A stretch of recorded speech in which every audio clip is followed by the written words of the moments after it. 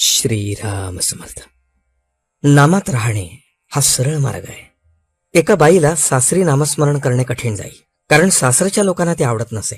मी तिला सांगितले, लोणी चोरून खाण्याचा परिपाठ ठेवला तरी त्याचा परिणाम शरीरावर दिसतोच, तसे नाम कुणाला नकळत घेतले तरी त्याचा उपयोग होतोच.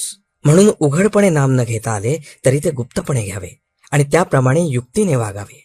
शरीराला अन्नाची जरुरी असताना जर ते तोंडातून जात नसेल तर नळीने पोटात घालतात, त्यामुळे ते लवकर पोटात जाते. तसे भावनेच्या नळीने नाम घेतले तर ते फार लवकर काम करते. एक मनुष्य बैलगाडीतून जाताना रस्त्यामध्ये पडला होता. एका सज्जन माणसाने त्याला उचलून आपल्या घरी नेले आणि त्याच्यावर उपचार केले. तसे आपण भगवंताच्या नामात पडून राहावे. त्यात राहिले की कुणीतरी संत भेटतो आणि आपले काम करतो. आपण सरळ मार्गात मात्र पडले पाहिजे. नुसते विषयात राहणे हा आडमार्ग आहे, नामात राहणे हा सरळ मार्ग आहे. खरोखर नाम किती निरुपाधिक आहे. आपण देहबुद्धीच्या उपाधीत राहणारे लोक आहोत, म्हणून आपल्याला नामाचे महत्व तितकेसे समजत नाही. संतांनाच नामाचे खरे महत्व कळते. विलायत इथून हजारो मैल लांब आहे. तिथे जाऊन आलेल्या लोकांकडून आपण तिथल्या गोष्टी ऐकतो. तिथे आपण पायी जाऊ शकत नाही, कारण ते फार लांब आहे. शिवाय वाहनामध्ये बसून जावे म्हटले तर मध्ये मोठा समुद्र आहे.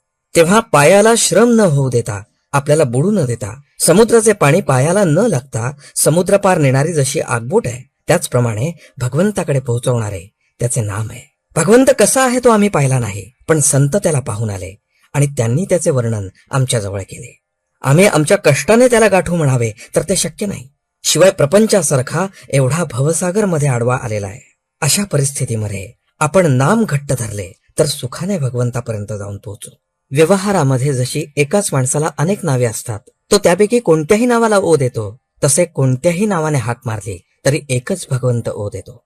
निरनिराळ्या गावी असलेल्या सर्व जिंदगीची मालकी खरेदी पत्रातल्या नामनिर्देशाने मिळते. तसे सर्वव्यापी असलेल्या देवाची प्राप्ती त्याच्या नामाने होते. खरोखर नाम ही कधीही नाहीशी न होणारी जिंदगीच आहे.